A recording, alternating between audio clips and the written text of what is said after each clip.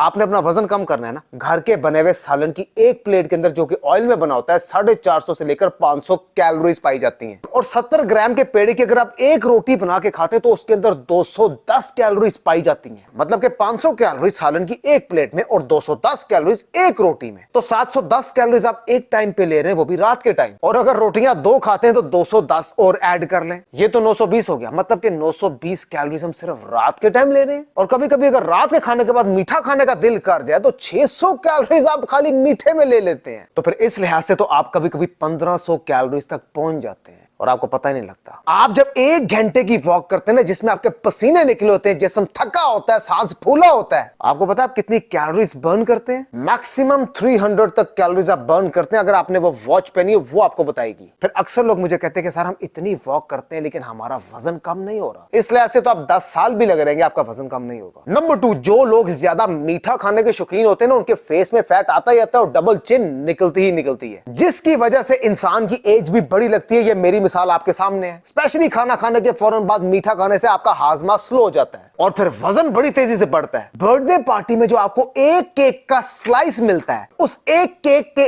एक स्लाइस की एक चम्मच में 100 कैलोरीज पाई जाती हैं। तो फिर 5 चमचों में 500 कैलोरीज तक आप इजीली ले लेते हैं सिर्फ उस एक केक के स्लाइस के अंदर, और आपको पता भी नहीं लगता। अभी तो ये सिर्फ केक का एक स्लाइस है जो कि स्टार्टिंग में दिया जाता है। बर्थडे का खाना तो भी बाकी है, मतलब कि ये सिर्फ ट्रेलर है, पिक्चर अभी बाकी है। नंबर 3, सर्दियों का मौसम आने वाला और इसमें वजन बड़ी तेजी से बढ़ता है क्योंकि खुराक हो जाती है हैवी। ड्राई फ्रूट का इस्तेमाल ज्यादा करते हैं, कॉफी का इस्तेमाल ज्यादा करते हैं, चाय का इस्तेमाल बार बार करते हैं, वॉक का दिल नहीं करता, एक्सरसाइज तो दूर की बात है। रोटी की इंटेक बढ़ जाती है, रात को फास्ट फूड और जंक फूड की इंटेक बढ़ जाती है, खानों में गोश्त की इंटेक बढ़ जाती है, शादियों के खाने ज्यादा खाए जाते हैं और उसके बाद कश्मीरी चाय की इंटेक बढ़ जाती है, चिकन कॉर्न सूप की इंटेक बढ़ जाती है जिसमें कॉर्नफ्लोर डाला जाता है और कॉर्नफ्लोर इंसान की बॉडी में अंदर जाके उसको फुलाता है। पकोड़ों की इंटेक बढ़ जाती है, समोसों की इंटेक बढ़ जाती है, अक्सर नाश्तों में हलवा, पूरी, चने की इंटेक बढ़ जाती है, KFC और मैकडॉनल्ड्स की इंटेक बढ़ जाती है। और फिर सर्दियां आपकी,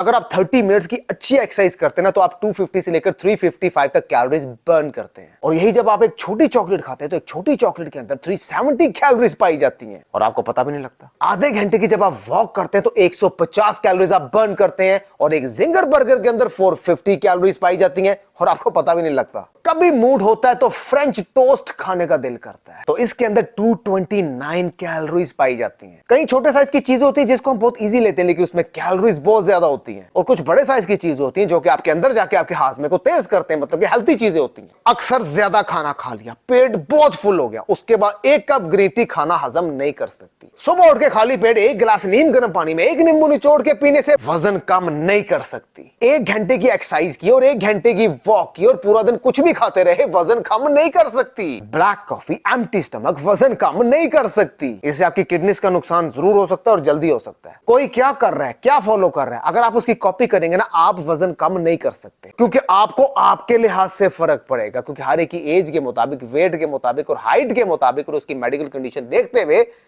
हर एक की डाइट डिफरेंट होती है। एक्सरसाइज और वॉक तो बंदा कर ही लेता है, उसमें प्रॉब्लम नहीं है। मेन मसला जो वजन कम करने में सबसे ज्यादा चीज आपकी हेल्प करती है वो 70% काउंट करती है, वो जो 70% चीज काउंट करती है वो आपकी डाइट होती है। अब अक्सर मासूम ट्रेनर्स ये कह रहे होते हैं कि आपको किसी डाइट प्लान की जरूरत नहीं है, आप सिर्फ कैलोरी डेफिसिट में चले जाएं। मेरे पास जो लोग आते हैं वो खाते कम ही है लेकिन उनका वजन कम नहीं हो रहा होता। मतलब कि प्रॉब्लम तो कहीं ना कहीं आ रही है ना, जो खा रहे हैं वो किस मटेरियल का खा रहे हैं। खाली कैलोरी डेफिसिट से बात नहीं बनती, एक दफा आपको डाइट प्लान को डिजाइन करना पड़ता है अपनी बॉडी टाइप के मुताबिक। खाली कम खाने से अगर वजन कम होता, फाके काटने से अगर वजन कम होता, पोर्शन कंट्रोल करने से अगर वजन कम होता तो फिर आधी से ज्यादा दुनिया यही काम करके अपना वजन कम कर लेती।